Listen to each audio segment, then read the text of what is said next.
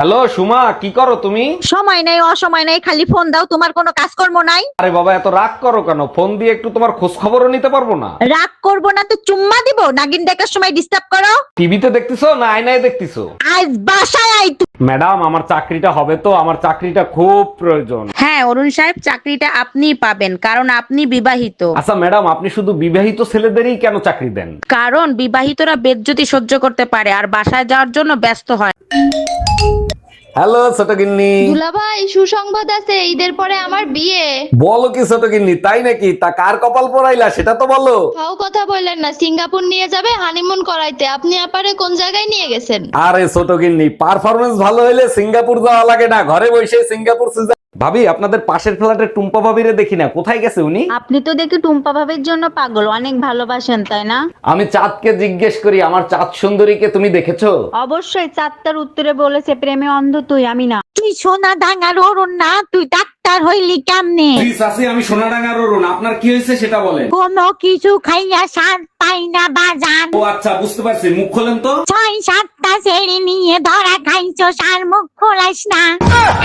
মায়া, আজকে পেপার দেখছো? ডাক্তাররা একটা জ্যান্ত মানুষের শরীরে একটা মরা মানুষের হাত লাগাইছে। বলো কি, তাই নাকি? তা হাত কি ঠিক মতো কাজ করে? অবশ্যই কাজ করে। দেখছো বিজ্ঞান ডাক্তারদের কোথায় নিয়ে গেছে। আচ্ছা, ওই হাত যদি জ্যোতিষীরে দেখায় তাহলে কার ভাগ্য দেখাবে, মরা মানুষের না জ্যান্ত মানুষের? এই টুম্পা, রিমোটে কাজ করে না, নষ্ট হয়ে গেছে নাকি? আরে না, নষ্ট হয় না। হাতের উপরে 3টা বাড়ি মারো, দেখবে ঠিকই চলবে। হ্যাঁ, এইবার ঠিক আছে, তোমার মাথায় বুদ্ধি আছে। রিমোটটাও তোমার মতো, মায়ের না খাইলে কাজ। আচ্ছা, কি করেন আপনি? এই তো শুধু অপেক্ষা। অপেক্ষা? কিসের অপেক্ষা? নতুন প্রবলেমের। কি বলেন আপনি? এখন তো স্যার অভ্যেস হয়ে গেছে প্রবলেম সলভ করার।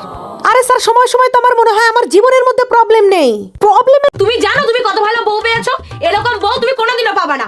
তোমার জন্য আমি গোটা সমাজ, গোটা দুনিয়া সবার সাথে লড়াই করতে পারি।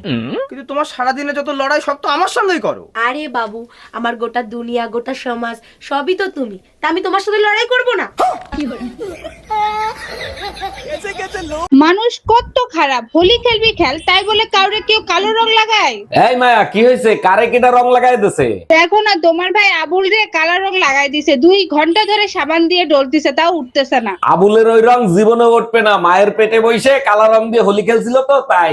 কৃষ্ণ আইলো রাধার কুঞ্জে, ফুলে বইলো ভোমরা।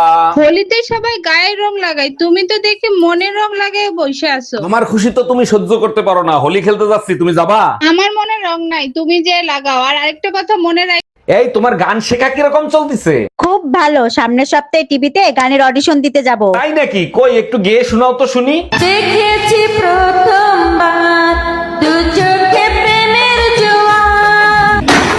এই জানো, কালকে রাতে স্বপ্ন দেখি তুমি গুম হয়ে গেছিলা। তাই নাকি? তারপরে তুমি কি করলা? তারপর রিপোর্ট লেখাইতে হসপিটালে আর ব্যাংকে চলে গেছিলাম। রিপোর্ট লেখাইতে কেউ হসপিটাল আর ব্যাংকে যায়? থানায় যায়। খুশিতে পাগল হয়ে গেছিলাম। আর পাগলে কি না করে বলো? তুমি কি আমার মনের মধ্যে থাকবে? না, আমার নিজের বাসা আছে।